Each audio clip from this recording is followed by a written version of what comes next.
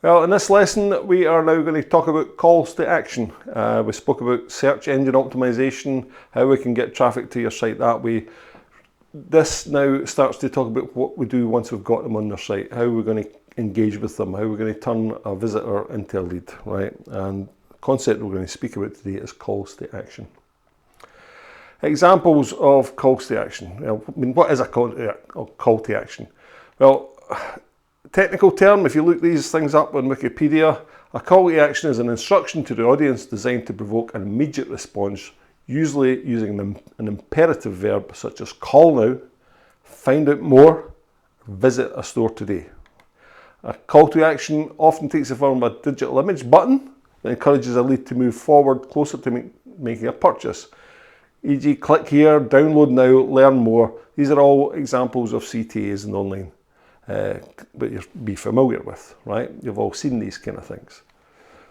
Let's look at some real ones though. Some decent examples that relate to us as photographers. Squarespace, look at their website. Right, the future of business is yours to shape, get started. That's their call to action, get started. Your future, it's the future of your business, get started. They're telling you to take that first step, that's their call to action. They've even got call to actions in their adverts on Google, Squarespace. You look at that ad there. Claim your domain, right? Customize your website. Start with Squarespace. So there's calls to action even in that advert on Google. So they're really getting you right. The first time you see them, there's calls to action, not just on their website page. Wedding Wire, wedding industry site. Let's find your wedding team, search. The best wedding vendors, check them out. And another example, great calls to action, right? What are the principles of calls to action? They've got to be visible, obviously. You've got to be able to see them. You've got to stand out at the page, right? They've got to be above the fold, ideally. What we talk about above the fold, when you visit a website, obviously the website is a long thing, you scroll up and down it. What you see when you first hit it on your screen, that's what's called above the fold, before you have to scroll. That's what we call above the fold. It should be large enough to be noticed, but you don't want it too large, it's going to put people off, right? It's got to have a clear and compelling message. What do you want them to say? What do you want it to do? What do you want your visitor to do? You've got to tell them. And why should they do it? If you put too weak a message, they won't feel compelled to do it and they just won't click on it, right? So it's little point. It's a weak call to action. No point in having it. But if you have it too strong, like buy now, right? Before you've even described the benefits of the product or whatever you were selling, that may be too powerful, right? And they'll feel pressured and say, oh no, I'm not doing this, right? What are the benefits of call to action on your website? There's obviously quite a lot. First one that isn't so obvious is actually search engine improvements, right? And the reason is because you reduce your bounce rate. I spoke about bounce rate in the last lesson on SEO. Bounce rate is when somebody comes to your website and immediately leaves again. That's called a bounce, right? But if you've got a good call to action or a good series of call to actions on your homepage, you're encouraging them to click on these call to actions and go to another page in your site. And as soon as you do that, you've no longer got a bounce, right? That's the easiest way to reduce your bounce rate, is to get good calls to action on your homepage. In my last SEO business, we got our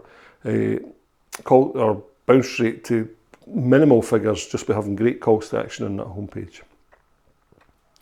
And the time they spend on site will increase as well. Again, that's another figure that Google uses to analyse how useful your site is for people, is the time they spend. The more calls to action, the more time they'll spend on your site, the more engaging content that you have.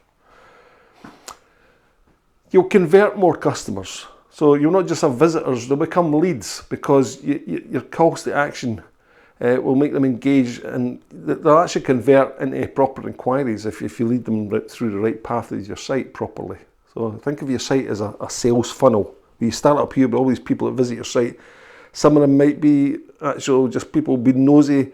Some of them just might like photography, but some of them are going to be proper wedding clients. Even less of them will be the clients that want your type of photography. They've stumbled on your site and look at you and go, "No, he's not my style, I don't have him." But the ones that you want, you narrow that funnel and you lead the people through a journey through your site. When you finally narrow them down to the people at the bottom, they're your clients. And you've turned them from a visitor into a confirmed lead that's actually going to make an inquiry with you. Think about the text and images around your call to action. Make sure that they kind of work together. It's not just a call to action that doesn't make sense to the rest of the page. It's got to work where it sits on the page. Testimonials are great for helping with your calls to action, because it's basically social proof that what you're offering here is good. So calls to action roundabout testimonials are always great. You have a find it more thing just below your testimonials. Any images you use alongside your calls to action should be great quality, but you don't want them to detract from the message that your call to action is about, right? Now remember, nobody will instantly book now a wedding photographer, right? That's not how wedding photographers get booked. You need to lead your potential clients on a journey. Right? Think of your sales process on your website as a journey. It's not a get them in, get them booking. That's not how it works. You've got to lead them through a journey. So here's an example call to action journey I might put in my wedding photography site. The first thing I might have is a good article that's based on content marketing.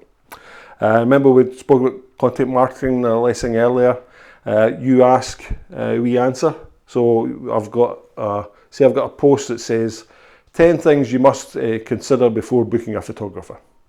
Right, so I've created a post like that, and my call to action there is find out more. Right, find out more of what you have to consider before booking a photographer. Right, so that's my bit. I've got them on a page on my site, and here's a big bit of text that says 10 things you must consider before booking a photographer, and a big button that says find out more. So they click on that button and it takes them to the next step. So you answer those questions, and in that section you're going to say, I promise that your wedding photography should be stunning, so stunning that you'll want to hang them on the wall. Right? That's a bold statement to make. Right? It's a bold, so it's going to stand out. I promise you that wedding photography should be so good you're going to want to hang it on the wall. View my portfolio. So you're basically saying to you, I'm going to prove this to you. Here's my call to action. I'm telling you they're so stunning, you'll want these on your wall. View my portfolio to find out. So review your portfolio. So you're leading them through this journey. And then I've got some testimonials here. So portfolio, some testimonials. Everyone has been stunned by the photos. They're absolutely perfect. One guest only managed a one-word reply in an email. Wow. Read more testimonials about Alan Hutch. So I've put one little example testimonial at the bottom of my portfolio, and I'm now saying read more testimonials, more social proof. So they click on that and they get more, right? So I then take them on my testimonials page, and at the bottom of that testimonials page, I'll say, why should you book Alan Hutchinson Photography? Here's 5 reasons why. Here's my call to action. Find out 5 reasons why you should book me. Right, that's my call to action. Take them on another step of the journey. Now I'm going to put a little bit of scarcity in their mind. I'm giving them the chance to have their wedding photograph of me, and I'm actually going to take it away a little bit, because I'm saying to them, we only shoot a limited number of weddings per year and work on a 100% first come, first served basis. Check my availability. Right? So I'm instantly saying to them, hang on a minute, I might not be available for your wedding. So don't get too excited, right? You need to check my availability first. Now, by clicking on that call to action, check my availability, I'm not saying, the call to action doesn't say make an inquiry, right? It says check my availability. So subconsciously, they've already picked you, right? Subconsciously, they're checking you to see if you're available because they want you, right? So you know when you get that lead through to you, they're a qualified lead. They want to know if you're available. So you've went from just having a little inquiry thing on your homepage to a whole customer journey here, leading the customer step by step, narrowing that sales funnel to the point they're so qualified, they've seen your photography, they've been convinced by your previous clients how good you are, and they know that if they want you, they've got to move quick because you work on a first come, first served basis, and the next person that comes along might book you for their date. So that's how good call to actions are. So what's your call to action? What are you going to do about this? Look at your homepage. How many calls to action are actually on there right now? Have a serious look at it and say, have I got any? Are they buttons or are they just text? Do they stand out on the page? Are they clear? Are they compelling?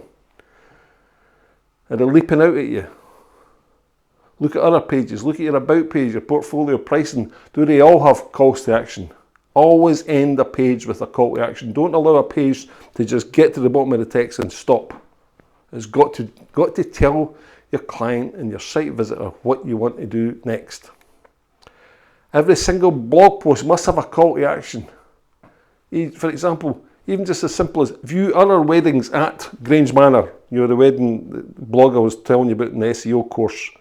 I'm not going to finish that text at the bottom. I'm going to get them to view more weddings at that venue.